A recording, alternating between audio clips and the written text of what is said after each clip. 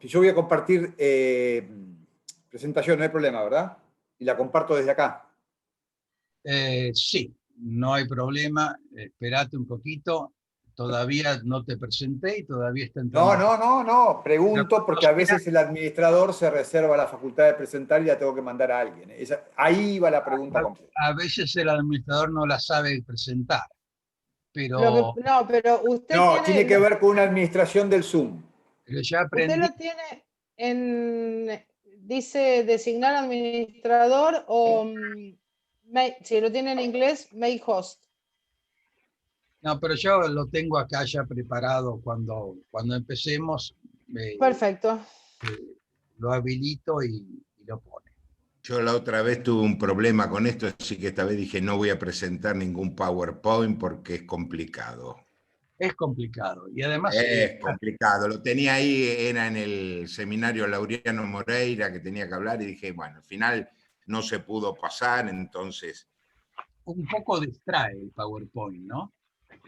Mira, para esto es positivo, a mí me gusta a veces, cuando yo no soy de usar PowerPoint, en eso tengo mi cierta resistencia. Pero en esto, cuando son muy largas, sobre todo las reuniones, esta era de 6 horas, es una manera de distraer también a los... Porque por lo menos ya se cansa uno ver siempre las mismas caras, por más que lo juegue, lo ponga en cuadrícula, vista de la plana. Es un buen modo también de remisión de datos que uno no quiere repetir, pones la norma, la visualizan, la ven, el fallito que citás, ven la cita, entonces no tenés que andar diciendo bla, bla, bla, bla, bla, ya está. Entonces me parece que acorta, va, qué sé yo. Sí. Si quieren, no, Lucho. No. Vos sabés que yo tengo una gran capacidad de adaptabilidad a todas. Pulvito, ningún problema, al contrario. Todo este comentario mío viene porque hubo otro profesor hace una semana y pico que pidió lo mismo y yo no lo supe hacer. Y por eso pregunté, por eso pregunté, porque tuvo que bancarme en ese contexto y bueno, mala suerte, pero después aprendí. Así que ahora tengo el know-how.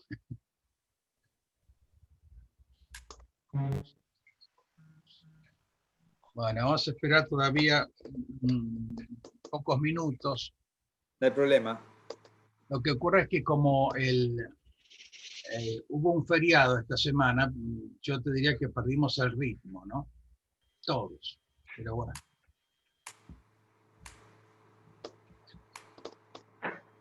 Ay, ¿dónde está el niñito?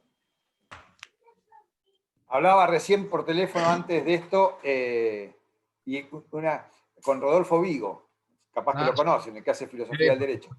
Y entonces, bueno, es un tipo que viaja un montón, da clases por todos lados. Entonces me dice, estoy muy cansado, porque estoy en mi casa, no me muevo, y me llené de actividades, porque antes vos viajabas y tenías que dar una charla, no sé, en Lima, y el programa era 3 días para dar esa charla. Viajabas, llegabas, te acomodabas, dabas la charla al día siguiente, el otro día volvías, etc. Ahora esa charla la das en 1 minuto, en una tarde, y tu vida sigue. Y te llenás de compromisos. No, era lo que quería, estoy en Zoom. Entonces, sí. Eso pasa con... Llegando casi a 8. Hemos vuelto los días más eficientes. Se llama el mandarín. Afuera hay cosas Sí. Y la cantidad de encuentros de este tipo Claro. Ustedes deben recibir mucha oferta de este tipo de encuentros, ¿no? Pues a mí me pasa, supongo que a ustedes más, tal vez. Además de las reuniones profesionales. Sí.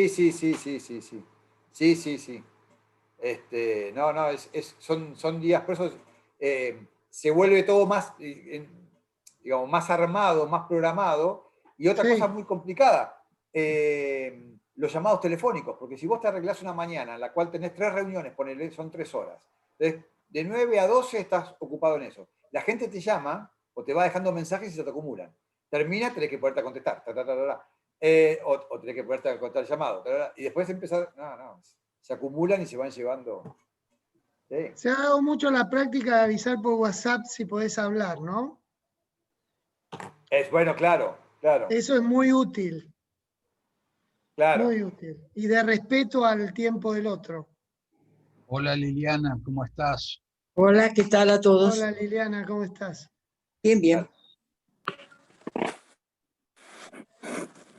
Bueno, ¿qué les parece si vamos empezando? Entonces, voy a presentar en el tema de la prescripción en el Código Civil y Comercial y enfoques nuevos al profesor Fulvio Santarelli.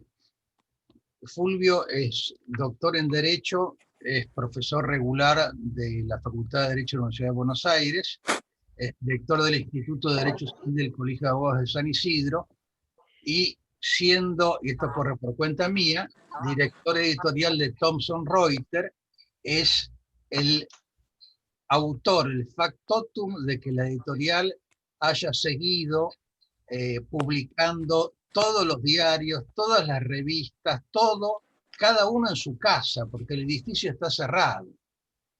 Y hasta hace poco la planta impresora también. De modo que, ya te lo dije en privado, Fulvito, pero lo hago público nuevamente. Me parece que eso que en la empresa deben estar muy satisfechos, también tiene un logro muy importante en el foro, ¿no? Es algo muy valioso. Dame entonces, podrías decir ahora, por ejemplo, como don Manuel Albaladejo, podrías decir, por ejemplo, no se merece, pero se agradece. Eso es una frase bien lograda. Totalmente. Bueno, pasame el PowerPoint que te lo coloco. No, lo comparto por No, pantalla. espera, sí. Compartir pantalla. Cuando ponen comparta su pantalla. Bueno, creo que estás habilitado. Me está diciendo que no. Te está diciendo que no. Compartir pantallas, habilitar la No. pantalla completa, ajustar, activar, Doctor, abajo, bueno, vamos abajo. doctor, no. Tóquelo a él, al expositor. Claro. No puedo. Tóquelo al expositor y ve que ahí le asoma y tiene Ahora- tres puntitos él. Sí, señora, ya apareció. Ahora, Fulvio. Ahí va. Muy bien. Muy Muy bien. Un Perfecto. gran éxito de la tecnología. Perfecto. Muy bien, Luis. ¿Se ve? Sí, muy Sí. bien. Bueno, antes que nada, muchas gracias, Lucho, por la invitación, muchas gracias por todo, y por todas tus palabras y tus conceptos. Efectivamente, es un equipo el que está detrás a ese último punto que te referías y la verdad que fue un gran trabajo y es un gran trabajo todos los días, pero no es distinto al que todo el mundo ha tenido que pasar para acomodarse, a continuar con las actividades en esto, ¿no es cierto? Así que... Interrumpo, Fulvio, para decirte que no es lo mismo tocar la guitarra que manejar una orquesta. Cada uno de nosotros puede tocar la guitarra en su casa, pero la orquesta es mucho más complicada. Así que, bueno, es importante por lo que decíamos antes, estar... Bueno, vamos a empezar a jugar con la idea del tiempo, vamos a tratar de ir empezando, así terminamos en punto y no se hace muy largo el evento que nos convoca. Honestamente, no planteé hablar de la prescripción liberatoria toda en extenso, sino de muchos temas de la prescripción son bastante conocidos. Sí tomé, y de acuerdo a este concepto de este curso, digamos, que tiene que ver con el código a 5 años, traté de tomar algunas cuestiones jurisprudenciales que están planteadas, que no son nuevas, pero que se siguen planteando ahora también con el nuevo código. Si se quiere, podemos verlo, cuestiones que no están resueltas, sobre la prescripción liberatoria, digamos, en 2 o 3 puntos que me parecen neurálgicos. El código y el temperamento que tuvo el código respecto a la prescripción es hacer una parte común a la prescripción liberatoria y adquisitiva, y allí, en lo que a nosotros nos importa, estableció las reglas generales y ordenando, digamos, acerca de la prescripción y sus efectos respecto de todos los sujetos, de las vías procesales que la prescripción se puede oponer tanto como acción como excepción, de la imposibilidad de que sea declarada de oficio y de la oportunidad procesal para oponerla, que sigue siendo la regla de la primera presentación, solamente que distingue en los procesos en donde esto está organizado, como el proceso de conocimiento, en la contestación de demanda, en los ejecutivos la oportunidad para oponer excepciones, y los terceros que no están atados a esa demanda porque aparecen en el pleito cuando el carácter de tercero lo requiera, en la primera presentación que deban hacerse. Entonces, esas son las reglas básicas de lo que son conocidas en materia de prescripción y son ratificadas por el código en ese punto. Los plazos. Acá empiezan algunas cuestiones y algunos problemas en términos de que el código no si se quiere, no guarda. El código guarda, en todo momento dice unificamos la responsabilidad civil, pero en la prescripción nos olvidamos. Pero vamos a la positiva. Lo que hizo el código fue ordenar los plazos de prescripción. Hay plazos de prescripción de 5, de 3, de 2 y de 1. Y el listado está en los articulados que tienen allí. Pero hay un punto, y es que el plazo de 5 es el plazo general, que por general también es residual. Es decir, salvo que haya otro plazo que está específicamente previsto. Pero el problema se da en cómo nomina a las acciones, porque ustedes saben que el sistema para darle plazo a las acciones es nombrar la acción. Acción de revisión, acción de nulidad, acción de simulación, en fin, nombra a las acciones y les asigna un plazo de prescripción. El problema que tenemos es en la indemnización de daños derivados de la responsabilidad civil, porque es un giro, además de largo, absolutamente impreciso. A ver, voy a juntar un poquito todo lo que conversamos hasta ahora. En este punto, lo que acabamos de decir. Cuando nosotros decimos que tratamos en forma uniforme el fenómeno de la responsabilidad civil, significa que justamente las órbitas contractual y extracontractual se ven desde una misma lógica. Que tanto el daño proyectado en la órbita contractual como en la extracontractual no deja de ser una indemnización. A ver, si fruto de una demora, de la mora, en un contrato hay un daño moratorio, eso es un daño, es una indemnización de un daño que se presume y se conjuga en la mora, en el interés moratorio. Con lo cual, esto nos trae problemas en esta clasificación, digamos, de plazos, porque al plazo emanado de una acción de la compraventa por el no pago oportuno del precio, en pesos o en dinero, ¿le corresponde 5 años o le corresponde 3 años? El código no resuelve esta ambigüedad, es decir, mantiene, ¿no es cierto?, estas dos dicotomías, porque parece ser que le ha querido dar, ¿no es cierto?, un plazo distinto a las acciones de daños. Si hubiese mencionado a las acciones extracontractuales, hubiese sido más fácil, porque bueno, son las que emergen de los hechos ilícitos que no son contratos, pero sería volver hacia una división, separación que el código proclama no hacer. Y de hecho, no la hace, aunque reconoce matices, pero no la hace sistemáticamente hablando. Ahí evidentemente hay un tema y hay una zona de penumbra que requeriría de algún tipo de aclaración.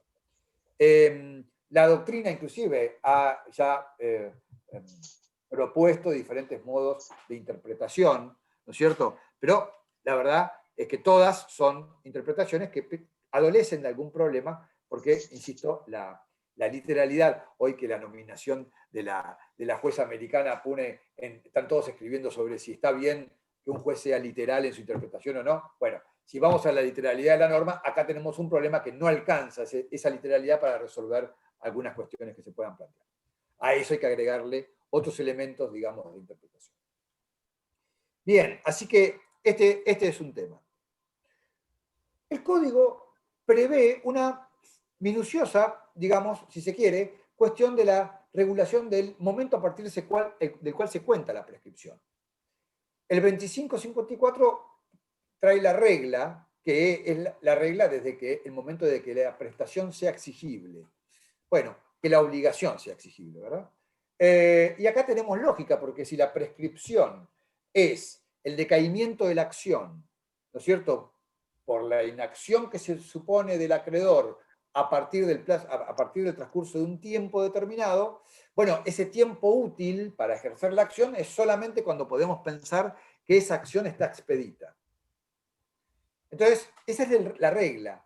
Pero después, entre el 2555 y el 2559, hace o trata algunos casos en particular que realmente no merecen o no traen, si bien en el pasado trajeron algún problema, hoy no lo presenta, la obligación de rendir cuentas, la cuestión de los honorarios profesionales en juicio, los créditos sujetos a plazo indeterminado. Si hay plazo indeterminado, no hay otra forma que primero determinar el plazo y después eventualmente empezar a hablar de la prescripción por la aplicación de la misma regla general que decíamos antes.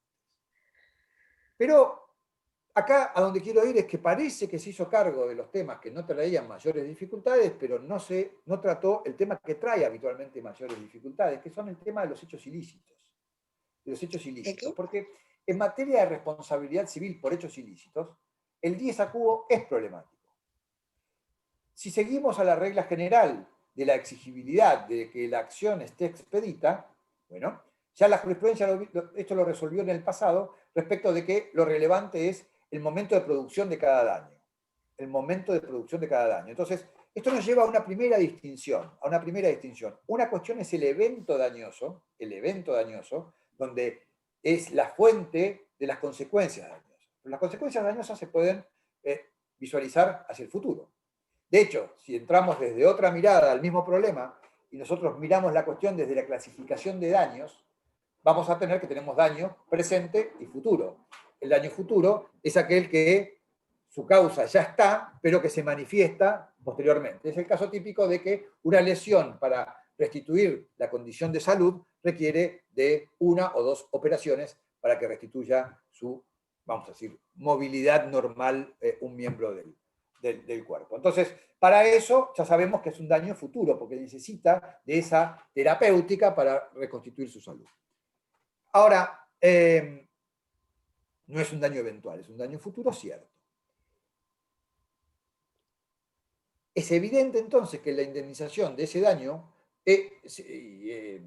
la acción por reparación de ese daño corre a partir del momento en que el daño, hay certeza sobre el daño. Pero, y ustedes dirán, bueno, entonces, ¿cuál es la problemática? Es que la problemática no termina allí. La problemática no termina allí en materia de daños. Porque, ¿qué significa que haya una acción expedita? Que yo sepa que tengo un derecho y que soy acreedor de algo.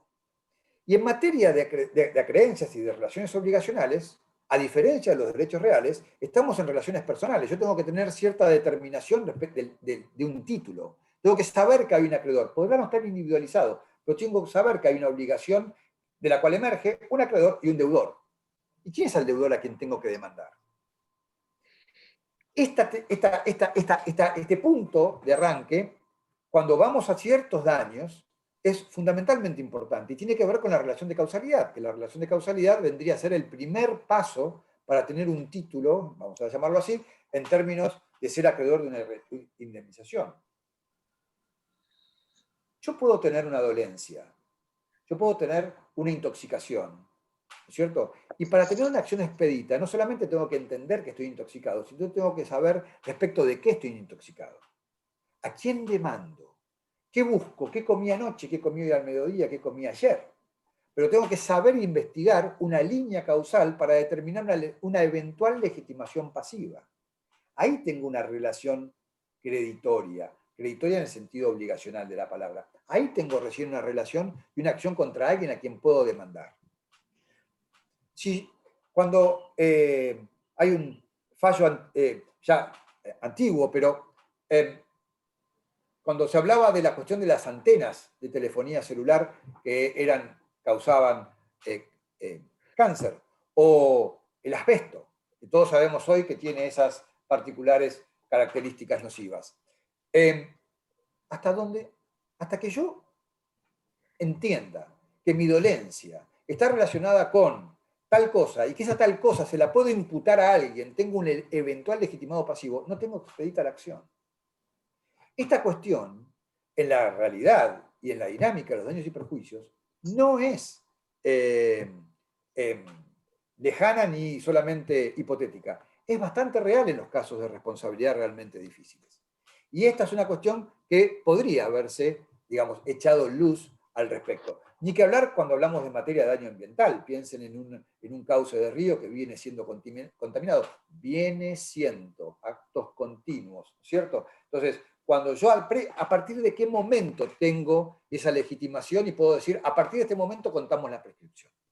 Esas son las cuestiones que presentan dificultades en cuanto al momento del 10 a cubo y parece no ser, no son interpretadas sino por la jurisprudencia. Y acá les traje un fallo de Córdoba, también de este año, muy reciente, que efectivamente trata la cuestión y deja vislumbrar esta construcción que estoy intentando hacer, cuando habla de daños cualitativamente contrastables, ¿no es cierto? Y que sean resarcibles. Yo no puedo pensar que es resarcible si no tengo aún, insisto, una presunta legitimación pasiva, al menos para indicársela a alguien.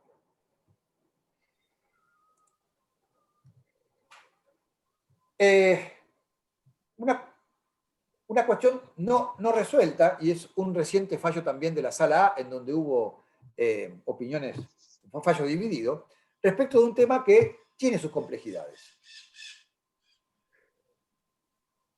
Acá hay dos problemas, todos están ubicados, esto es la ley de riesgo del trabajo, el inciso 5 del artículo 39, en la parte que nos importa nos dice ese texto. Podrán repetir el responsable, ¿no es cierto?, los daños o lo que le hayan abonado al trabajador. Una cuestión no menor. Acá estamos ante dos situaciones posibles de interpretación de qué tipo de acción se trata. Puede ser una acción de repetición pura y simple, o puede ser una acción de subrogación, o puede ser una acción de subrogación. Esto es una cuestión también a interpretar. No obstante, en el fallo que hoy les traigo, y para traer la cuestión, y que inclusive amplía el foco, digamos, de aplicación de esta disputa, se da frente, ellos la tratan, la sala la trata en la sentencia como una acción subrogatoria. Entonces se presenta la cuestión de determinar si el momento a partir del cual se cuenta la prescripción es desde el hecho ilícito o desde el momento del pago que haya hecho el prestador de la cobertura. Es decir, la posición 1 es, lo que tienen allí, la posición es no. Cada pago es el que habilita la acción de subrogarse en quien dio la cobertura. Por ende, a partir de ahí está expedita la acción. Entonces, es una respuesta. Pero la otra respuesta, y esta fue la mayoritaria, por eso la pongo en segundo término, porque es la que lo concluye, lo trata, como decíamos, como una acción de subrogación, y bajo el concepto de que nadie, quien se subroga, no se subroga sino en un derecho, digamos, de iguales características al subrogado, si contaría la prescripción desde el momento que él pagó, tendría una ventaja temporal respecto al crédito que está heredando. La subrogación no deja de ser un traspaso del crédito. Con lo cual, dice, esto pasa por arriba del principio de que nadie puede transmitir un derecho más amplio del que tiene. Ahora bien, y este es el concepto que hizo mayoría, como les digo. Ahora bien, dejando de lado la naturaleza de la acción de si subrogatoria o no subrogatoria, lo cierto y lo propio, me parece a mí, mi opinión personal, esto después lo podemos ampliar, pero mi opinión personal es que el pago con subrogación, porque sea como la interpretemos, es un pago que genera la subrogación, tiene la naturaleza y la impronta de ser un modo de transmisión justamente de la relación obligatoria de una persona hacia otra. Es quien recibió el pago cede los derechos, ¿no es cierto?, a quien le pagó. Eso lo legitima. Y esa legitimación está dada justamente por el pago. Me estoy repitiendo para que vean que todos los caminos conducen a Roma. Quiero decir, toda la legitimación del subrogante se da a partir del pago que tiene efectos subrogatorios. Con lo cual, la aplicación de la regla de que las acciones y la prescripción corre desde que la acción está expedita, en el caso del pago con subrogación, es a partir del momento del pago. Me parece que de esa perspectiva, y asiste razón a la primera posición que vimos antes, en que el pago es el que legitima y el pago es el que marca la acción. No creo, mi inicio del cómputo del plazo de la prescripción. Perdón. No creo que eso signifique darle un derecho de mayor amplitud. Simplemente es la característica natural y el efecto propio que tiene un crédito que se subroga. Así que, bueno, esta es otra cuestión que es de importancia práctica, por supuesto, para tener en cuenta. El código también, bueno, como es clásico, ordenó las causales de suspensión y de interrupción, básicamente, como ya todos conocemos, no hace falta repasarlas, pero al detalle. Pero a mí me preocupa, y me preocupó cuando vemos como causal de suspensión el problema de la interpelación, porque se eligió una palabra que tiene un sentido técnico determinado, que es interpelación fehaciente. A ver, dos o tres cuestiones. Primero, por interpelación tiene un sentido técnico que es la interpelación aquella que tiene la capacidad de constituir en mora a alguien. Con lo cual, no podríamos hablar de interpelación, sino meramente de una intimación, frente a obligaciones en las cuales ya está en mora el deudor. Porque sería, el estado de mora es un estado justamente, es un estado que se adquiere a partir de, si estamos hablando de interpelaciones, por la obra de la intimación, pro homine, o naturalmente por el simple transcurso del plazo si estamos en los supuestos de mora automática. Con lo cual, no sería la interpelación la que tendría efectos interruptivos, suspensivos, perdón, de la prescripción, sino sería cualquier intimación. No, ustedes dirían, no, cualquier intimación no, doctor, cualquier intimación fehaciente. Ah, ¿y qué es fehaciente? ¿En qué califica a esa interpelación o a esa intimación?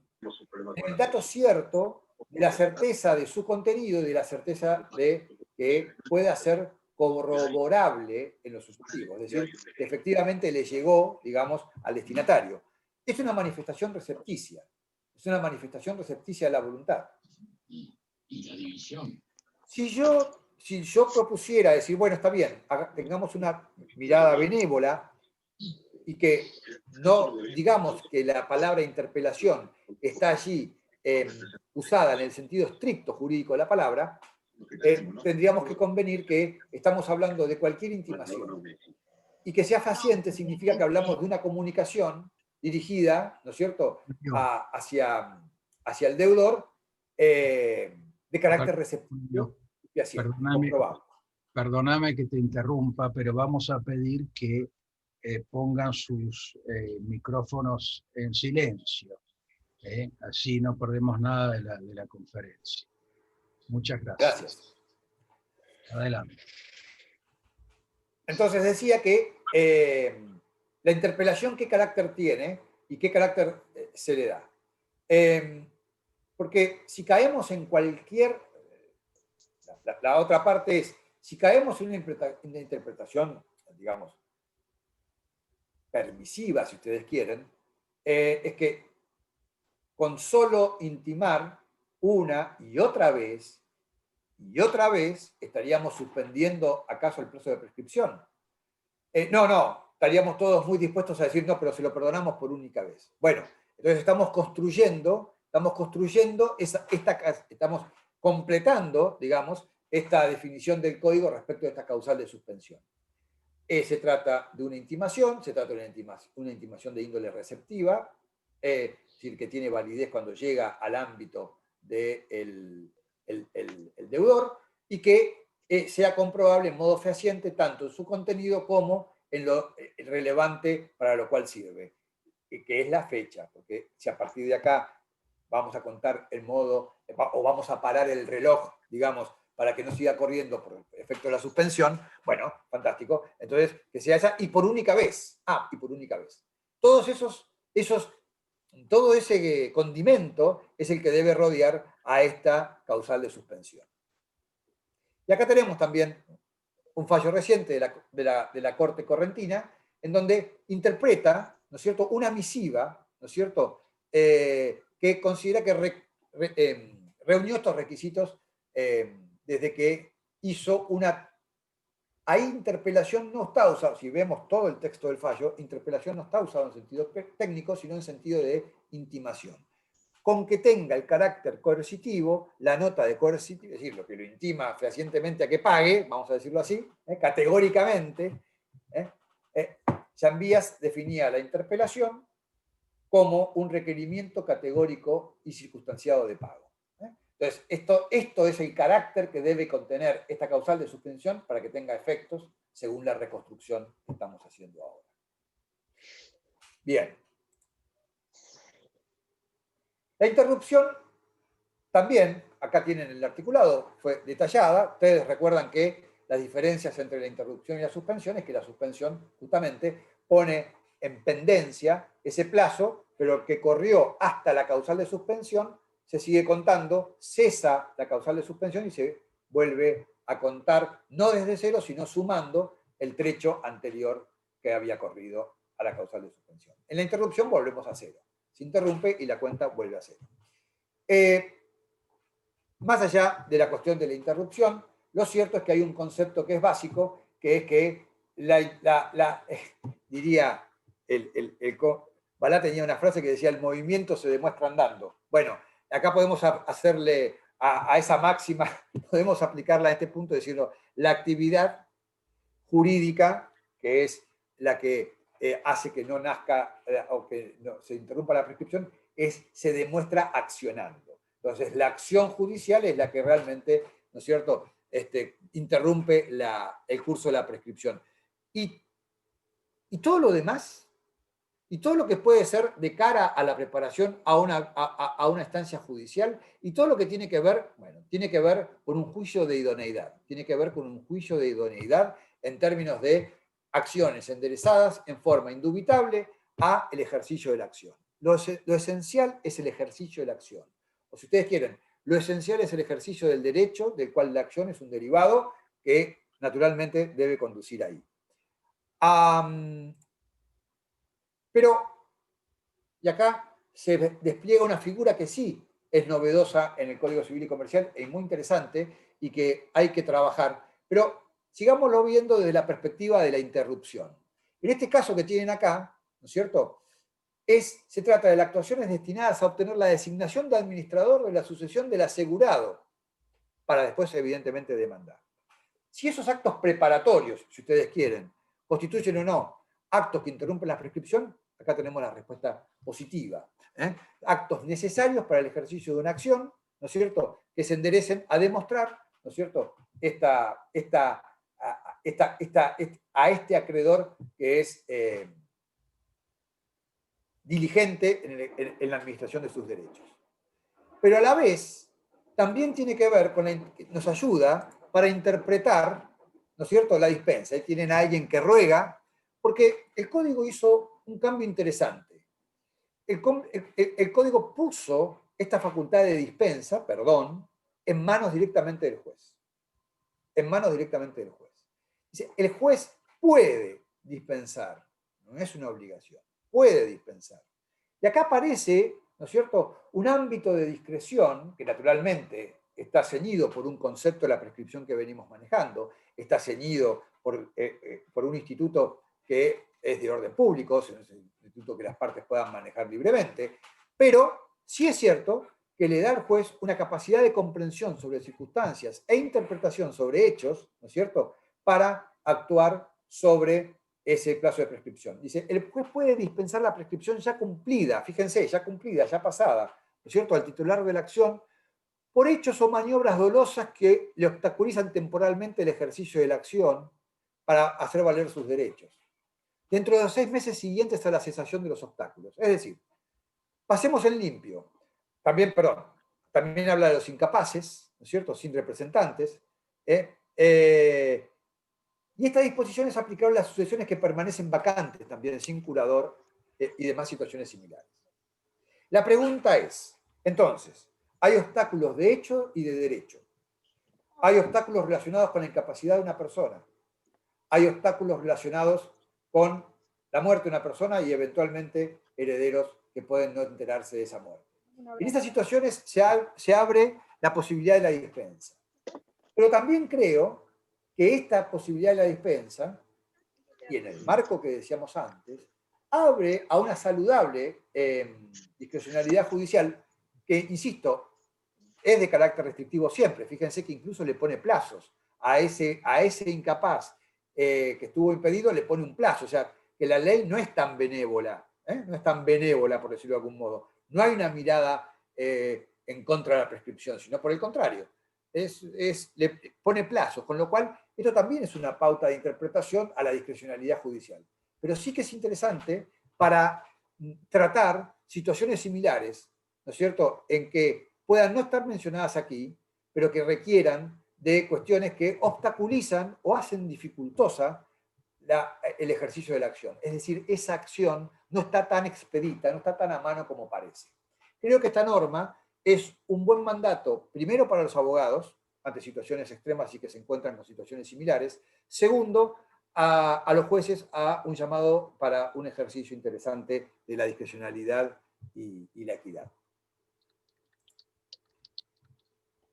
Bien, la aplicación de la prescripción en el tiempo, esto simplemente para decir que, habida cuenta que cumplimos 5 años, ya está, ya se consumó, porque el plazo general, salvo el plazo excepcional de 10 años por el supuesto de abuso de incapaces y de menores, etc., los plazos generales de 5 años, que es el plazo más largo. Entonces, si ya ocurrieron 5 años del código y todos los plazos al momento de la sanción del código se reducen al mayor que trae el código nuevo, ya significa que no tenemos prescripciones que venimos arrastrando desde el pasado, sino que se terminó y ahora es plenamente aplicable el Código Civil y Comercial.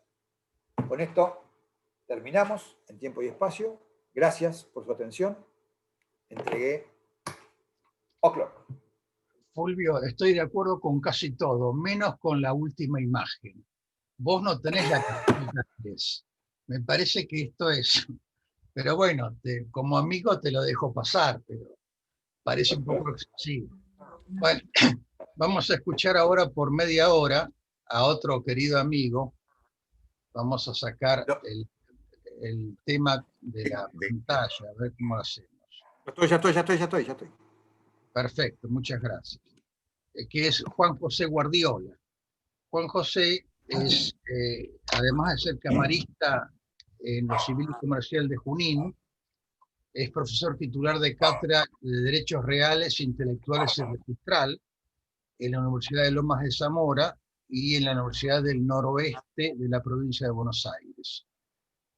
Realmente un jurista sumamente calificado para esto, que le vamos a limitar los minutos, Juanjo, a media hora, porque la otra vez todavía tengo un crédito. No, ningún crédito. Gracias, Lucho. ¿Por qué elegí este tema? Porque vos me dijiste que iba a hablar María Florencia de conjuntos inmobiliarios en la adecuación del 2075, que la presencié y que le agradezco enormemente haberme dado unos minutos también para participar en esa reunión. Y me parecía que había que completar los institutos del título sexto. Del título sexto que debió haber sido borrado y redactado de nuevo y que ni siquiera en el proyecto del año 2018 se introdujeron modificaciones sustantivas a este título. Las únicas 2 modificaciones en las que participaron Pizarro, Rivera y Botana consistieron en suprimir la obligación de adecuación del 2075 para los conjuntos inmobiliarios propiamente dichos. Hasta en esto tenemos un error, llamar al género y a una de las especies de la misma manera cuando contábamos con nombres ya perfectamente arraigados en la doctrina en relación a las formas coparticipativas de propiedad, para no llamarla nueva propiedad, porque ya como dijo Florencia, de nuevas no tienen nada. Y también teníamos modos más adecuados, si se querían, aunque no tienen tanto arraigo en nuestras costumbres, al tiempo compartido, llamarlo multipropiedad, propiedad cuadridimensional, etc. Pero ese proyecto del 2018, lo único que incidió, que propuso incidir, era en el tema del 2075 y en el caso de los cementerios privados, decir que, bueno, que pueden ser precisamente embargados cuando están vacuos, es decir, cuando no han sido objeto de alguna inhumación, y disponer además que en caso de subasta, en los casos en que es viable, se tiene que disponer el traslado a la fosa común como gasto de la subasta. Estas fueron las dos únicas modificaciones directas que tuvo el proyecto del 2018, y una mucho más negativa, que era negarle la personalidad al consorcio de copropietarios. Personalidad, no personería, como dice también desacertadamente el Código Civil y Comercial. Sin embargo, vemos que pareciera que tantos años desde que se dio, desde el 1987, las 11º Jornadas Nacionales, que fue la primera jornada en que yo tuve voto, porque en la de Corrientes de 1985, que se tocó un tema de superficie, todavía no había tenido la calidad como para poder ser adjunto. Y en esa jornada ya se empezaba a discutir, estaba en pleno auge. No nos olvidemos que estas nuevas formas de propiedad aparecen aproximadamente en los años 60 en el mundo, el caso de tiempo compartido, mucho después acá, en el caso de tiempo compartido se dio primero en Francia, todos conocen la famosa historia de, en vez de alquilar una habitación, compre el hotel, le sale más barato, la Sociedad Grand Travaux de Marsella, y después también Florida Interval, que se dio casi simultáneamente en los años 70 para el timesharing. Pero acá en la Argentina esto aparece muy posteriormente, fines de los años 70, década del 80, sobre todo por la influencia de la onda que se dio en México, en aquel momento Puerto Vallarta, Cancún y demás, en el caso de tiempo compartido, y en el caso de los cementerios privados, con la Ordenanza General 221 del 78 en la provincia de Buenos Aires, que en el caso de los cementerios privados tuvo, o a partir de ahí, un gran auge.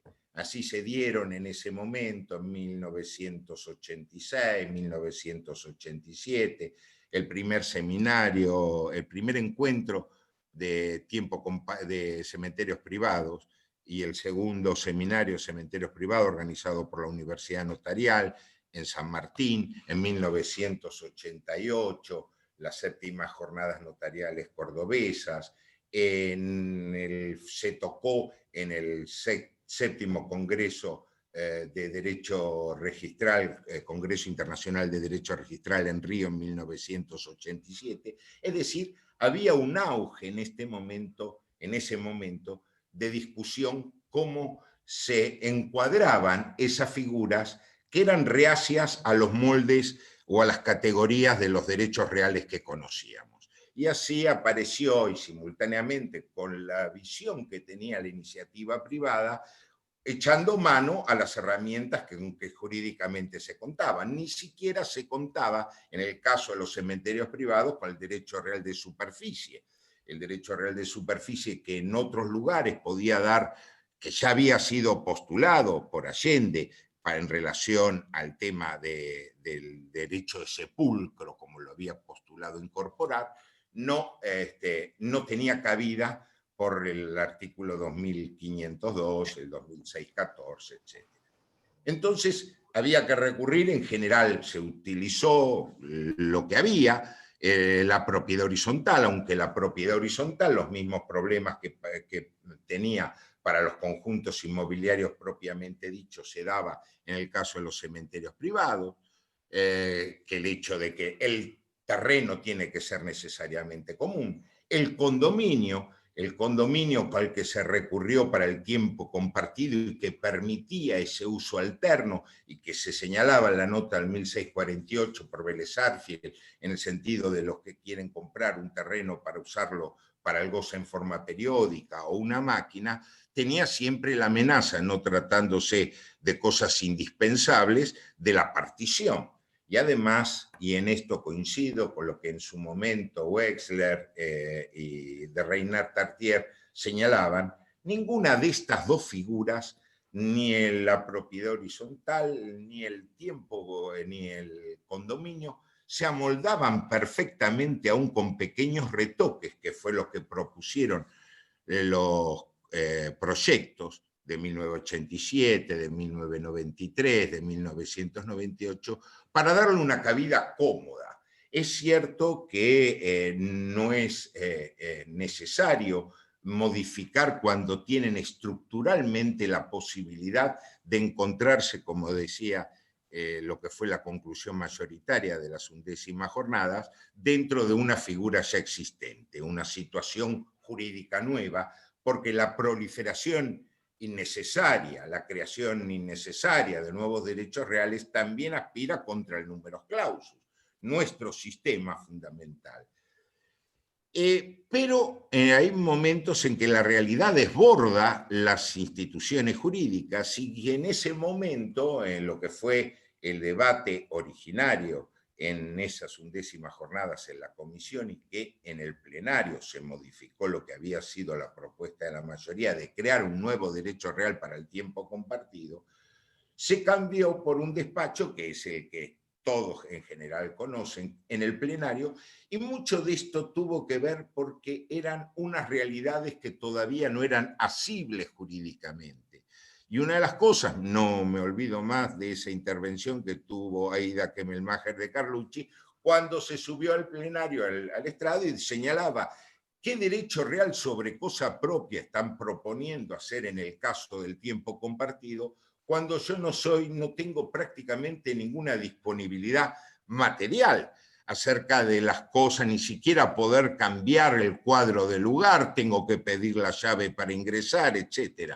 Es más, vemos ahí cómo confluyen en esta realidad de los derechos reales un conjunto de contratos conexos a partir del 1073 en adelante, pero que no deben enturbiar lo que es propio del derecho real, cosa que a veces ha sucedido, sobre todo en algunos comentaristas de este nuevo código, señalando que estamos en presencia de un derecho real infaciendo, que estamos en presencia porque dice el artículo, por ejemplo, bueno, voy a detallarlo primero para ubicarnos en esta materia. En 16 artículos se toca el tiempo compartido del 2087 al 2102 y en 11 artículos el 2103 al 2113.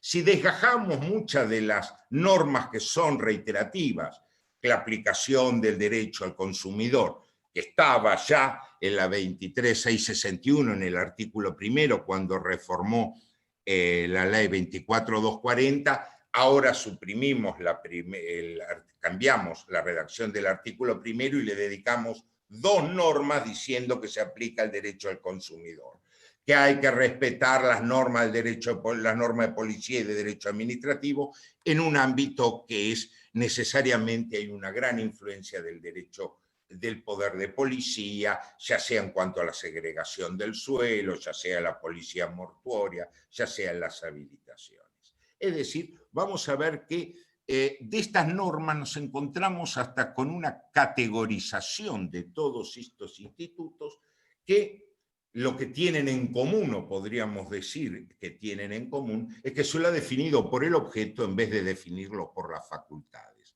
Que sin lugar a dudas, y tal como está redactado y se infiere del código, son muy diferentes para los conjuntos inmobiliarios propiamente dichos, para los cementerios privados y para el tiempo compartido.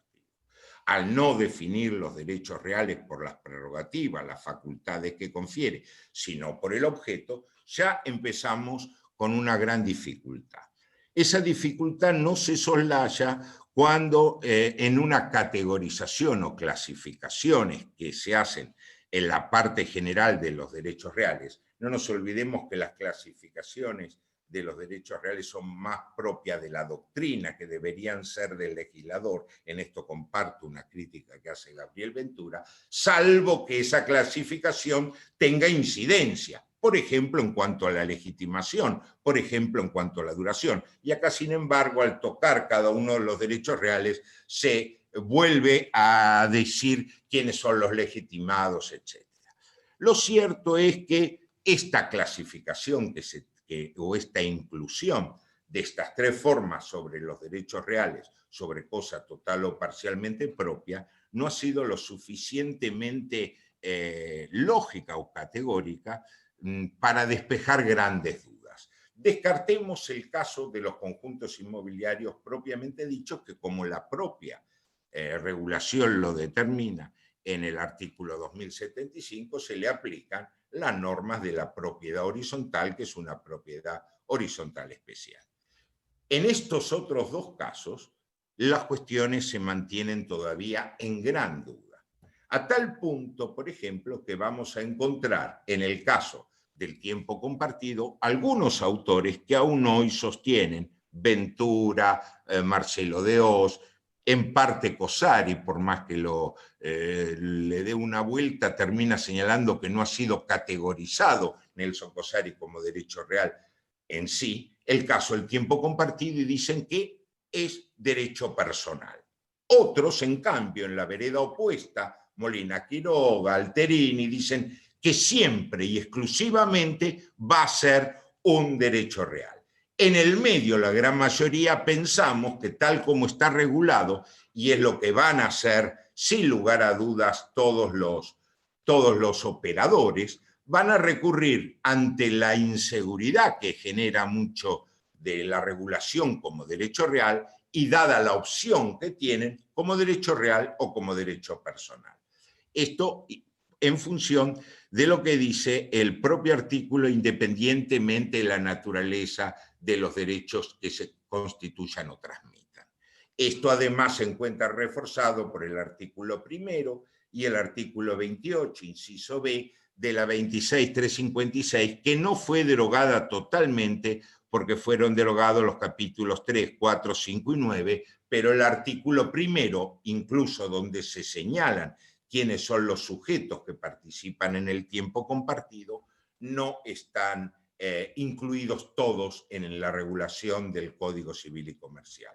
Por ejemplo, la red de intercambio, por ejemplo, el prestador, una figura en la 26.356 que ya era bastante anómalo en cuanto se superpone con el promotor o el comercializador.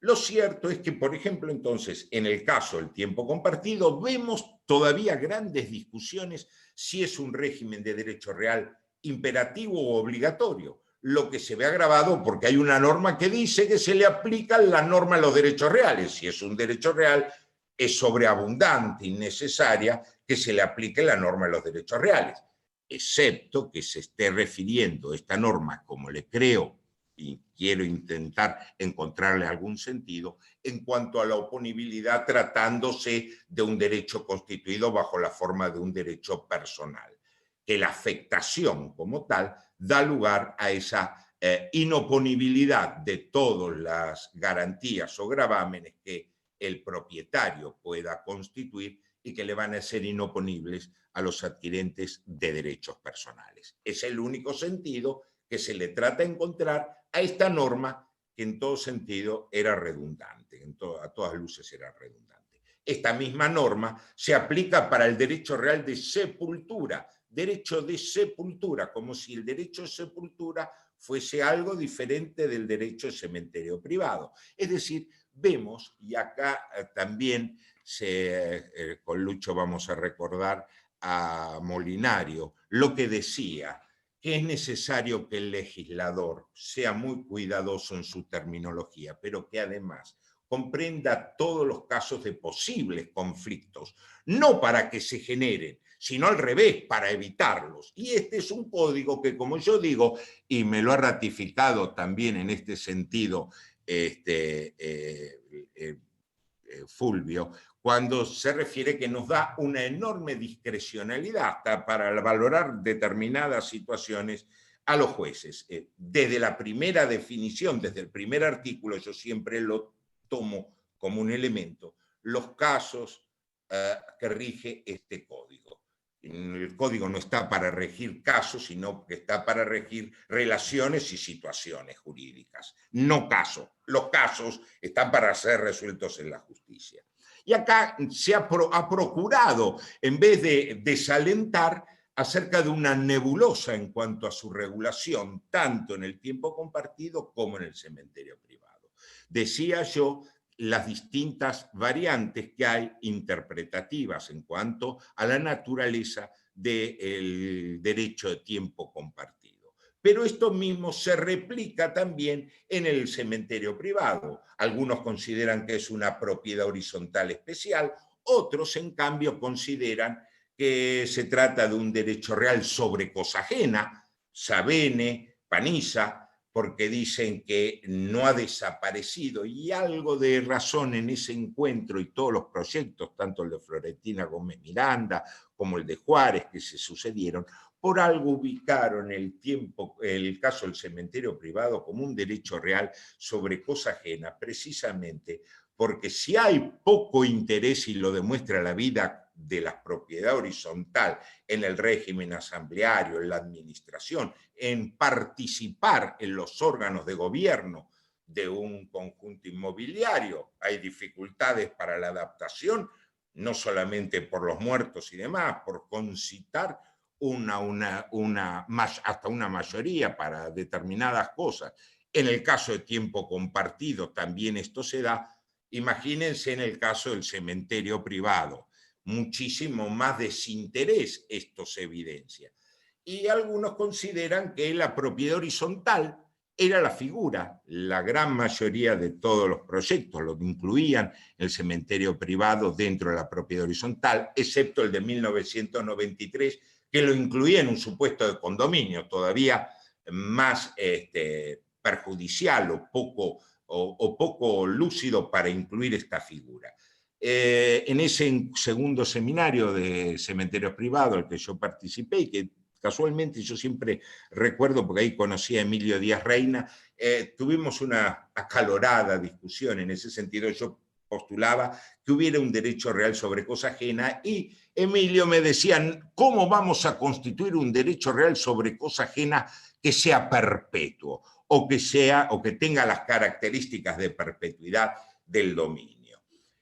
Fíjense que ahora el tiempo compartido, que muchos lo consideran con acierto un derecho real sobre cosa ajena, criterio en el que yo también participo porque no desaparece ni la figura del propietario ni la del emprendedor, puede ser, aunque se hace referencia a la causal de disolución, la expiración del plazo, de ninguna manera se determina que necesariamente tiene que haber plazo, a tal punto que, por ejemplo, tanto el decreto 760 del 2014, que reglamentó la 26356, decía cuando lo hubiere. La DTR 4 del 2014, el registro de la propiedad inmueble capital, tampoco. Es decir, puede ser perfectamente un derecho real perpetuo dentro de las características de este código, sin necesidad de que esto sacuda la concepción del derecho real sobre cosa propia.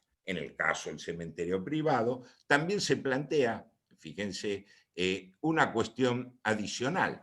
¿Cuál es? Que algunos sostienen que las partes comunes, lo que son el columbario, lo que son el ceniciario, la fosa común, la capellanía, la sede de la administración, las partes de acceso, de libre acceso, tienen que o siguen perteneciendo al desarrollista, al emprendedor, al propietario. Sin embargo, acá, a diferencia de lo que sucede en el tiempo compartido, no se vuelve a nombrar al propietario, cosa que en el tiempo compartido sí sigue apareciendo el propietario en cuanto a la posibilidad de constituir, una vez afectado, a constituir nuevos derechos de garantía o gravámenes. En cambio, acá desaparece a tal punto que una vez que se da la habilitación, en el caso del cementerio privado, no puede, lo cual es lógico, constituirse ningún derecho real por parte de ninguno. Se omite hasta la alusión de quién es el que no puede constituirlo y dice, a partir de la habilitación no se podrán constituir derechos reales o gravámenes. Lo cierto es que también hay, o da pie a la regulación, como para sostener esta figura, porque cuando habla del embargo, el artículo de la inembargabilidad, el artículo 2110 dice: las parcelas exclusivas destinadas a la sepultura son inembargables. No dice los derechos de los titulares de la sepultura, sino dice las parcelas exclusivas. En realidad, si fuese una propiedad horizontal especial y tienen los titulares un derecho sobre las partes comunes, lo que tendría que hablar no es solamente de la parcela en sí, sino del derecho en cuanto a la participación que tiene ese titular sobre las partes comunes. Indudablemente, acá, si es que se quiere encontrar un hilo conductor a estas figuras que parecen tan poco acordes entre sí, más allá de la denominación de formas coparticipativas, porque hay una comunidad como tal, se tendría que haber incluido, al menos para darle un sentido de unicidad, que en la materia no lo tiene el Código Civil y Comercial, las tres características que pueden encontrarse en común a estos nuevos emprendimientos, etc. Y estos no pasan por el objeto, porque el objeto es muy diferente, sino por tres elementos como se pueden dar o están presentes también en los derechos reales de garantía, que sí tienen un sector, un capítulo destinado a disposiciones comunes. ¿Cuáles serían estas disposiciones comunes? A mi modo de ver, que sirven al menos como un hilván y que en rigor debió haber sido de una manera mucho más amplia, como se propuso en las 22 Jornadas Nacionales de Derecho Civil de Córdoba del año 2009, en el sentido de buscar algo que dé cobijo, una ley especial en aquel momento. Ahora con la reforma total, con el nuevo código, era el lugar para darlo, a estos fenómenos donde hay, como diría Manuel Adrogué, una propiedad en sentido actual, que es muy diferente a la del siglo XIX, principios del siglo XX. Lo cierto es que si esos aspectos en comunes que podríamos señalar estuvieran presentes, lo primero que tendríamos que decir que acá se trata de una comunidad no incidental en estos tres fenómenos, tanto los conjuntos inmobiliarios en sentido propio, el tiempo compartido y el cementerio privado. Vemos que hay una inescindibilidad entre lo propio y lo común, que hace al propio funcionamiento, al dinamismo. Y esto al margen de las prestaciones complementarias que no hacen a la estructura del derecho real y que acá se han confundido. Vuelvo a insistir que algunos autores han señalado que estamos frente a derechos reales infacciendo, algo que no es así.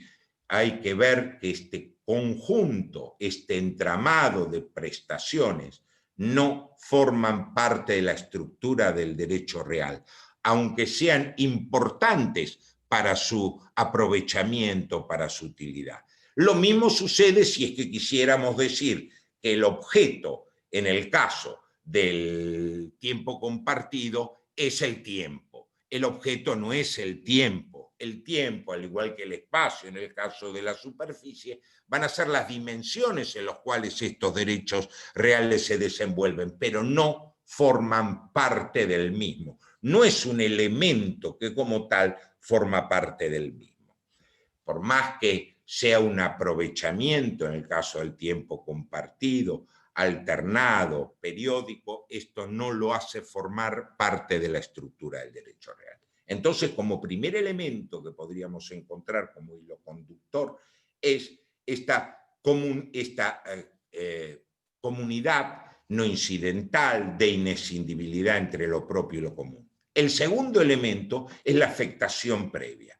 En todas estas figuras vemos que es necesario, primero, el surgimiento del estado de tiempo compartido, del estado de conjunto inmobiliario, del estado de cementerio privado, que se da una afectación a un fin específico. Ese fin específico puede ser turístico, inhumatorio. Acá dice en la definición el artículo 2103 para inhumar restos humanos. No entiendo hasta por qué se lo ha limitado a los restos humanos cuando ahora también están proliferando cementerios para animales, y perfectamente serían aplicables estas mismas disposiciones para ello. Bueno, esto podría suplirse a través de un agregado, una corrección, un artículo, para no confundir también las facultades o el respeto a que en alguna de los aspectos reglamentarios está previsto. Esta afectación que se da, hasta en quién afecta, se genera a veces dificultades, porque pareciera en algunos de los párrafos del artículo 2094, inciso A, que el que afecta es el emprendedor, en el caso del tiempo compartido. No, el que afecta siempre es el propietario, aunque en el caso del cementerio privado, según la tendencia que se puede dar mayoritaria o se puede visualizar como mayoritaria, desaparezca. En el caso del tiempo compartido, obviamente no va a desaparecer, en el caso de los conjuntos inmobiliarios tampoco. El tercer elemento que puede mantener esto es una organización acorde a las complejidades de cada uno de esos emprendimientos. Esa organización acorde a las complejidades de cada uno de los emprendimientos determina, así como se habla de órganos de administración, en el caso de los cementerios privados, de la figura del administrador, de los títulos que hay que escribir y demás, los registros que hay que llevar al margen del registro de la propiedad inmueble o de los registros de los bienes específicos, una cierta consistencia para que le sirva de resguardo no al derecho real en sí, sino precisamente a todos esos contratos conexos que hacen precisamente, favorecen el disfrute, pero que no forman parte de la estructura del derecho real. Vos avísame el tiempo, porque me encantaría seguir, pero no sé cuánto dispongo. Y en realidad está agotado, pero te doy 10 minutos más, si te parece bien. Me parece perfecto. Con eso, aunque sea, tengo una, como para dar un encuadre más general de alguno de estos en particular.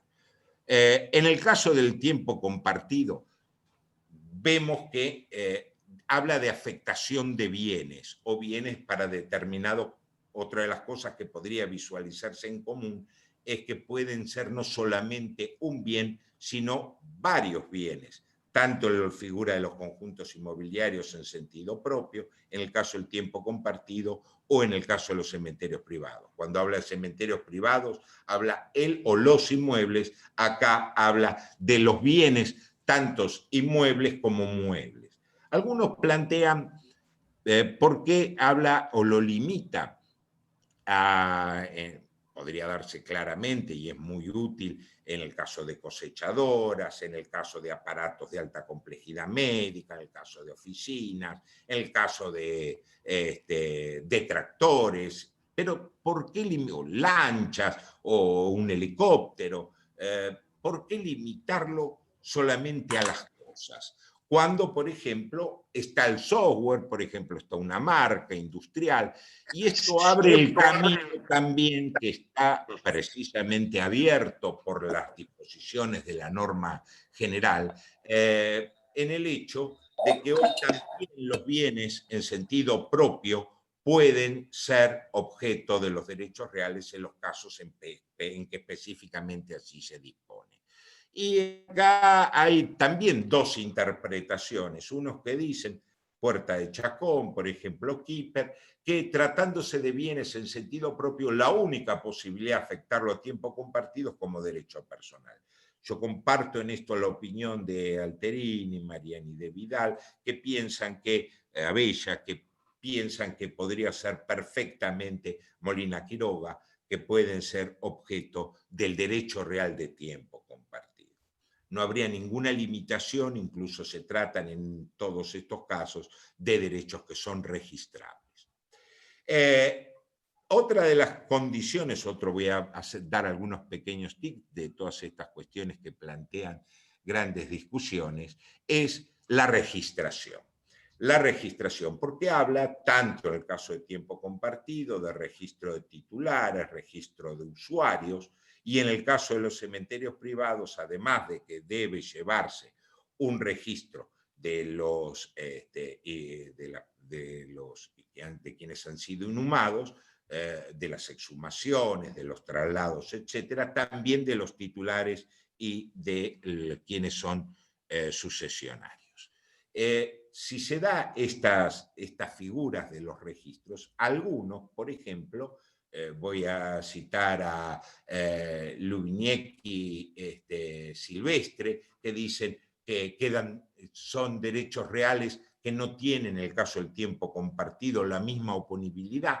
No es así. Se inscribe tanto la afectación como también la transmisión, lo que constituye el título del adquirente del derecho para mí de uso de tiempo compartido.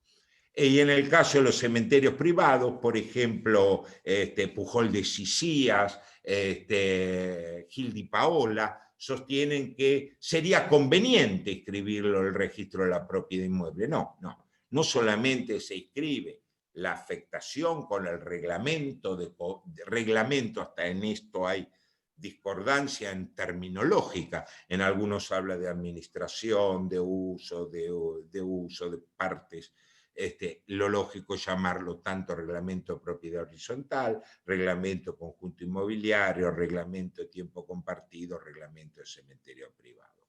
Este reglamento, que también se inscribe, que debe guardar la misma forma, tratándose de cosa inmueble del 1017, ya sea por el inciso A o por el inciso C, como accesorio la misma forma escrituraria, es decir, por escritura pública, y inscribirse el registro respectivo. Esto así lo ha dispuesto, por ejemplo, la Orden de Servicio 45 del 2015 en la provincia de Buenos Aires. Además de esto, también se inscribe el derecho, y tiene que guardar esta forma, el derecho del adquirente, ya sea del tiempo compartido, del cementerio privado, e inscribirse en el registro de la propiedad inmueble. Una pequeña cuestión que sí genera algún tipo de dudas, precisamente hasta en el caso de enajenación que se puede dar para el tiempo compartido o para el cementerio privado, ¿cuál es la regla que lo rige? Porque, como ustedes sabrán, hay una diferencia si se trata del 1937 o en el caso del 2049, que rige exclusivamente para la propiedad horizontal y que lo sustrae de las obligaciones prop terreno en sentido propiamente dicho, porque lo sigue haciendo responsable al transmitente. Según una variante, sería aplicable el 1937, porque no es una propiedad horizontal especial que se plantea en el caso claramente, como en el caso de conjuntos inmobiliarios, donde sí se dice que es una propiedad horizontal especial, entonces quedaría liberado el transmitente. Hay una vuelta en esto que se le ha encontrado, que es el caso de la novación. Como sabemos, el 936 exige para liberar al transmitente la conformidad del acreedor. Bueno, por esta manera podemos decir que el caso del administrador del tiempo compartido y del cementerio privado lo van a tener agarrado el transmitente para que pague la deuda anterior. Otra de las cuestiones que también se suscita, y con esto voy cerrando y me reservo para las preguntas que quieran hacer, el caso de los privilegios.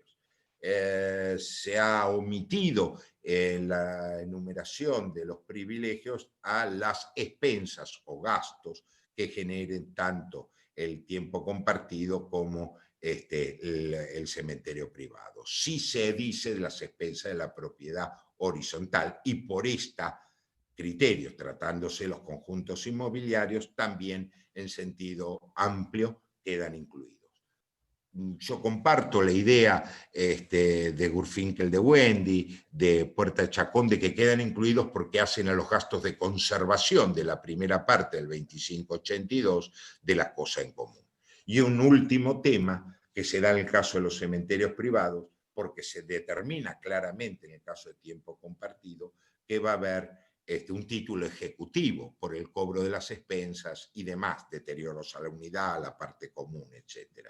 Cosa que no se replicó a partir del artículo 2110 en adelante, que es la ubicación que tendría que tener siguiendo un paralelismo que se hubiera evitado viendo disposiciones en común, al menos para este título, en el caso del cementerio privado. Así que vamos a encontrarnos en la famosa discusión que traen a colación en Capital Federal si tiene título ejecutivo el autoconformado o el auto constituido a través de la vía del reglamento de tiempo de cementerio privado en el caso.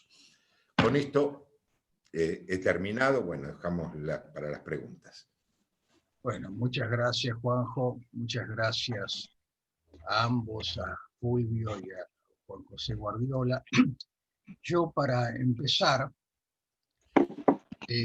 quiero traer a colación un libro de mi amiga y doctora María Isabel Di Filippo, Tiempo Compartido, del año 87, que fue su tesis doctoral. Y ella lo llamaba Tiempo Compartido, un condominio especial. Y recuerdo, ahora por lo que dijo Juanjo, que en las jornadas del 87 en la Universidad de Belgrano, ella tampoco era adjunta. Y yo tuve que firmarle, o patrocinar, digamos, la ponencia. Es un tema interesante porque eso estaba hecho sobre la base del Código de Vélez cuando no había ninguna legislación. Digamos, para escarbar sería bueno. Otro comentario. Son todos comentarios, no hay ninguna objeción a nada, por lo menos de mi parte. En el tema de los cementerios de mascotas, es cierto, hay cementerios de mascotas y parecen ser un pingüe negocio. Pero cuando se regulen, habría que hacer alguna salvedad también en el código o en la legislación, porque, por ejemplo, la inembargabilidad de la parcela. Yo entiendo que ahí no sería una excepción. Y finalmente, y agradeciendo la referencia de Juanjo a nuestro querido maestro Alberto Molinario, sobre la registración de estos nuevos derechos reales, yo quiero recordar que hay un derecho real inmobiliario que no se registra. Sí, esto era así en Vélez y sigue siendo así con la 17801 y todos los complementos, que es el condominio de muros, cercos y fosos. Es inmobiliario, pero no se registra, de modo que no hay que tenerle miedo a ese tema. Ahora están todos con los micrófonos abiertos. Por favor, levante la mano el que quiera acotar algo. Tenemos el tema muy interesante de Fulvio también. Ahí el tema entre la opción 1 y la opción 2, quizás sea que la opción 2 en realidad depende del propio señor que paga. O sea, él en definitiva está poniendo el dies aquo en el momento de pagar. Si él pagase instantáneamente que le requieren, bueno, ahí tiene más tiempo para demandar. Ahora, si él bicicletea el pago, se le va cortando el tiempo para repetir. Bueno, le cedo las palabras, no sé quién quiere levantar la mano. Flor, te escuchamos. Yo estaba, gracias, tengo muy débil la señal, pues si no me escuchan más, me avisan. Bueno, felicitaciones a los dos, obviamente, hermosas las exposiciones y las disfruté mucho. De lujo. De lujo. Y me encantaron además las imágenes con las que acompañó Fulvio a la prescripción, y esos relojes fueron maravillosos. Para mi gusto faltó uno, pero porque me encanta la obra de la relatividad del tiempo, ¿no? Los relojes blandos de Dalí. Porque ahí esa relatividad me encanta. Le pregunto yo sobre el inicio del plazo de la prescripción con el tema de los ilícitos, ¿no? Que es un tema muy interesante. Porque justo, por ejemplo, estaba estudiando un caso donde la persona, por sustitución de identidad, le hace un reclamo a su madre por por entender que no era hija natural, siempre se lo habían negado. El juicio es penal federal y el ADN sale que no es hija de su madre. En realidad, el momento para iniciar los daños podría ser tranquilamente el momento en el que se entera sin esperar la sentencia penal, pero justo es una sentencia penal. Entonces, que el daño no se lo genera si es un ilícito o no, ¿verdad? Sino el solo hecho de no ser y de no saberlo. Pero vamos a depender absolutamente, con estas imprecisiones, vamos a depender de distintas consideraciones judiciales, tal vez. Bueno, a ver, sí, pero son cuestiones que tienen que ver con, tienen que ver con la naturaleza del nacimiento del crédito. Es decir, nosotros cuando estamos en el ámbito de lo que llamamos un daños y perjuicios, estamos en el ámbito de una obligación cuyos elementos constitutivos hay que generarlos y acreditarlos. Generarlos no, están generados en los hechos. Pero digo, hay que acreditarlos en el expediente. Es decir, el expediente versa sobre la generación de los presupuestos de la responsabilidad civil. Los presupuestos de la responsabilidad civil son los elementos para el nacimiento del crédito, no es otra cosa. Distinto es cuando venimos con un contrato que tenemos el asunto resuelto porque la fuente de la obligación, la causa de la obligación está expresada en el contrato. Es cuestión de claro. probar el cumplimiento. Pero acá tenemos que probar las dos cosas. Entonces, el daño por el cual se acciona no es solamente una cuestión de daño, es un daño que le es imputable a alguien. Entonces, esa imputabilidad tengo que tenerla armada para saber a quién demandar. Si no, no tengo nada y tengo, bueno, en el caso que vos das, a partir de la pericia, del ADN, ahí pasan dos cosas. Ahí se individualiza la eventual legitimada pasiva y se consolida la certeza de su sospecha. Con lo cual, creo que sería el caso a partir del cual tiene expedita la acción. Después, la acción penal y la acción civil es otro cantar, pero exacto, claro. Ahí habría un punto de partida. Pidió la palabra la doctora Vani de Bonome. Liliana, a ver si tenés audio.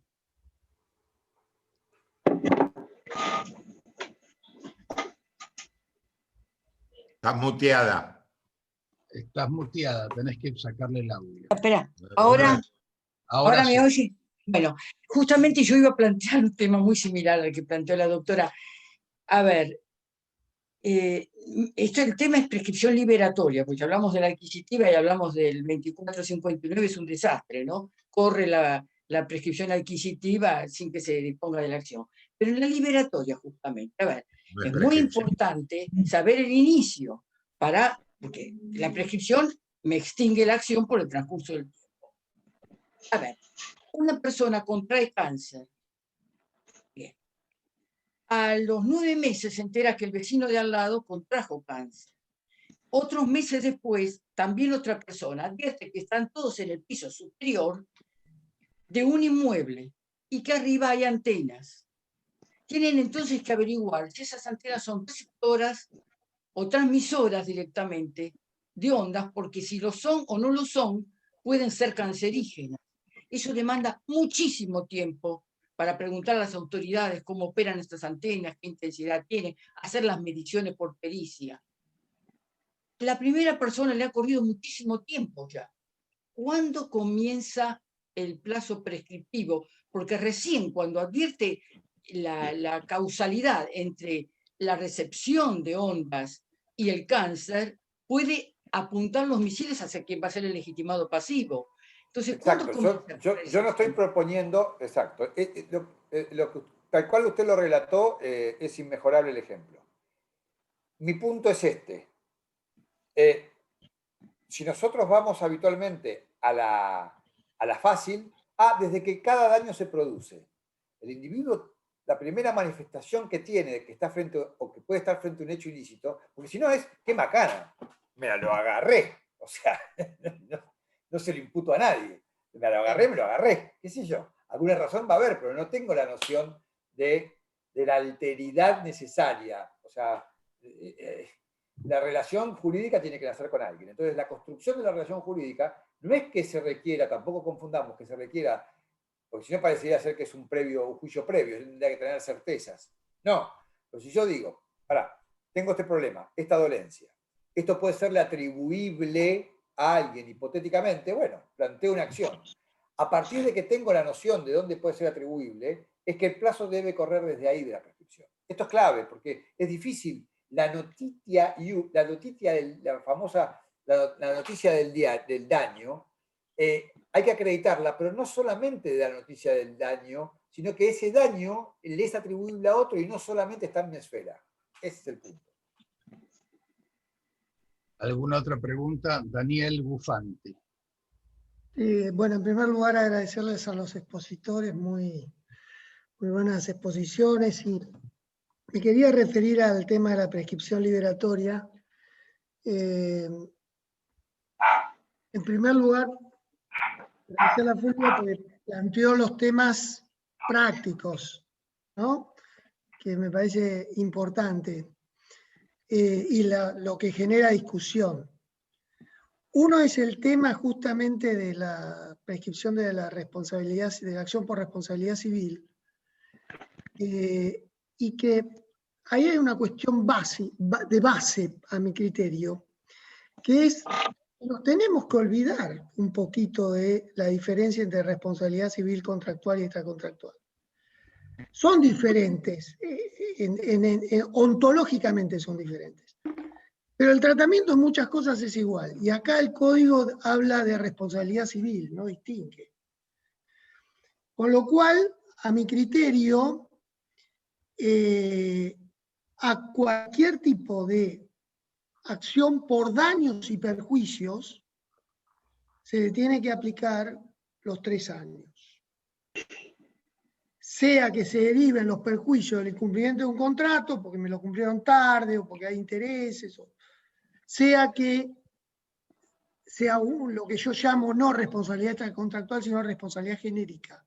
Yo estoy en contra de la denominación. Lo que pasa es que muchas veces los daños y perjuicios que se derivan del incumplimiento de una obligación se exigen también con el cumplimiento, con la acción de cumplimiento de la obligación. Entonces ahí hay dos posiciones. Por ejemplo, Alejandro Borda dice no, cuando es contractual, obligacional, son 5 años. La verdad que estoy en contra, porque no lo dice eso la ley. Lo único que sí, cuando hay una acción de cumplimiento, que a su vez tiene una acción de daños y perjuicios por el cumplimiento tardío, ahí manda la acción principal. ¿Me explico? Porque la acción de daños es accesoria a la principal. Entonces ahí sí aplico 5 años. Pero si yo reclamo solamente daños y perjuicios por incumplimiento de una obligación, para mí son 3 años. Porque la ley no dice otra cosa. Después con respecto, es una opinión, ¿no? Es decir, me parece que la jurisprudencia va a ir orientando en este sentido y tal vez no acabadamente, pues es muy discutible. Y el otro tema es el de los recuperos de las ART.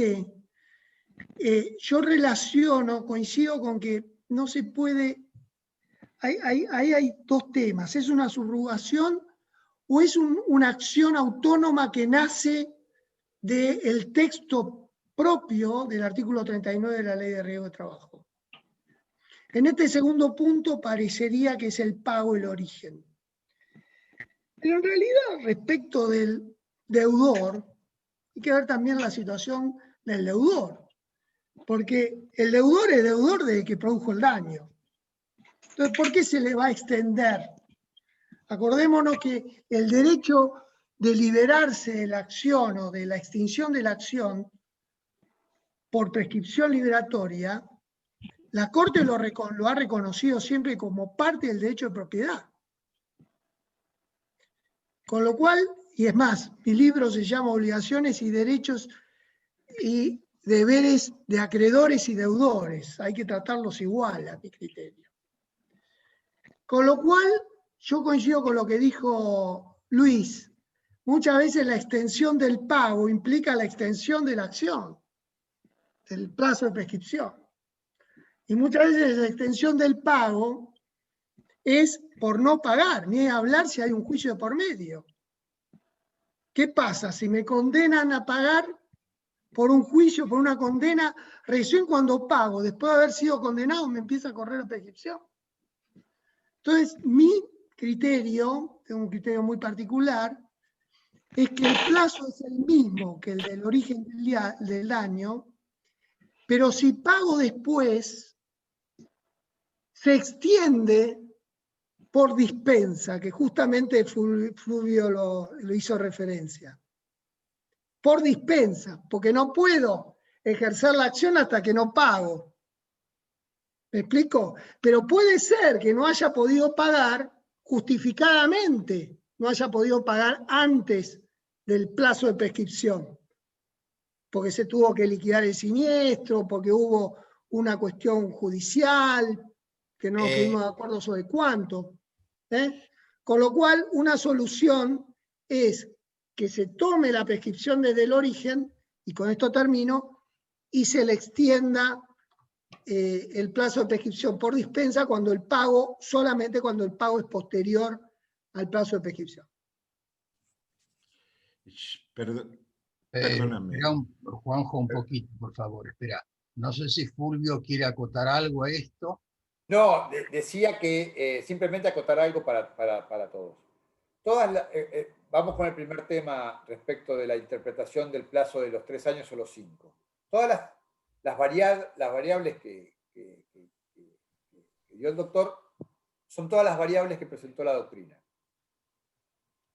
Algunas con más fundamento, otras con menos. La teoría de la absorción es una medida práctica que no tiene ningún fundamento en ninguna interpretación. Es práctica, sí, pero no tiene ningún fundamento en ningún lado que una acción absorbe a la otra. Dada la distinción de acciones que hace el código, aparece arbitraria. No se llega a esa conclusión con ningún... A mí me puede gustar porque es práctica. La práctica es muy seductora, pero no es lo que...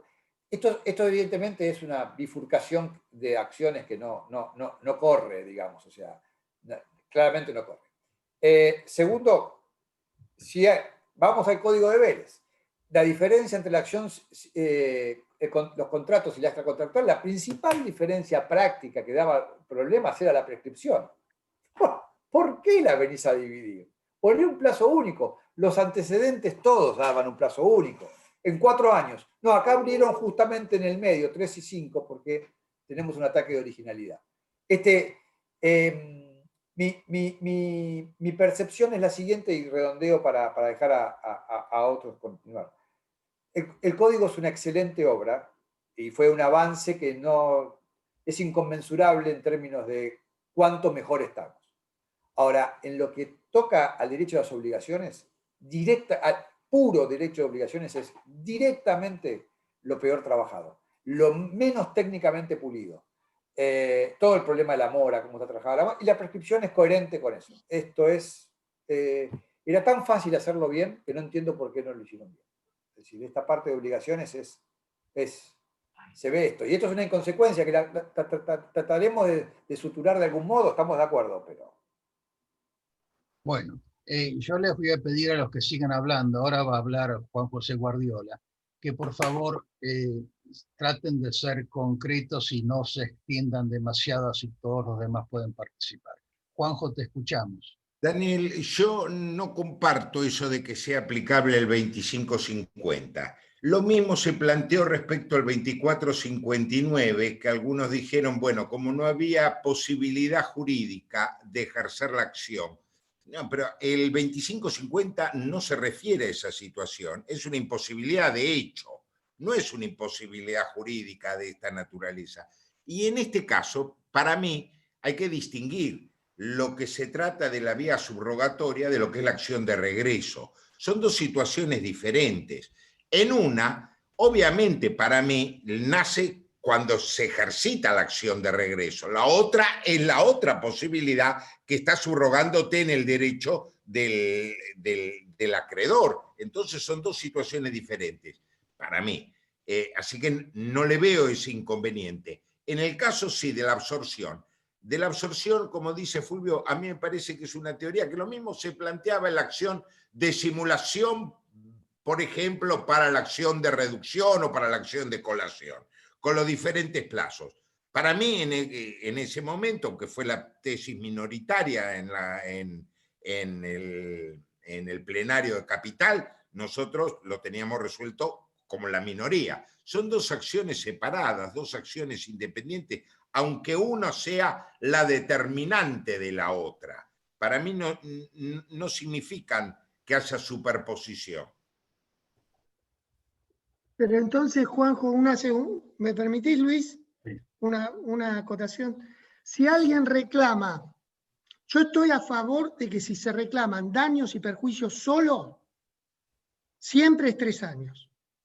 Responsabilidad civil, para que no se confunda mi opinión. Si se reclaman solamente daños y perjuicios, son 3 años. En eso diciendo, lo cité a Alejandro Borda, que dice, no, si se reclaman daños y perjuicios por incumplimiento de una obligación, para mí son 5. Bueno, para mí son 3. Porque la ley no distingue y el juez no debe distinguir donde la ley no distingue. Ahora, si un señor tiene que reclamar el incumplimiento de una obligación, el cumplimiento de la obligación, y los daños derivados del incumplimiento tardío por esa acción, tiene que reclamar los daños a los 3 años y el cumplimiento a los 5, ¿tiene plazo hasta los 5? No. ¿Me explico? Entonces ahí es donde una va unida a la otra, porque, pero bueno, no quiero extenderme, no quiero... que nace recién a partir de ahí. Sí, perdón, no quiero extenderme en la exposición. ¿Alguna otra pregunta para los dos disertantes?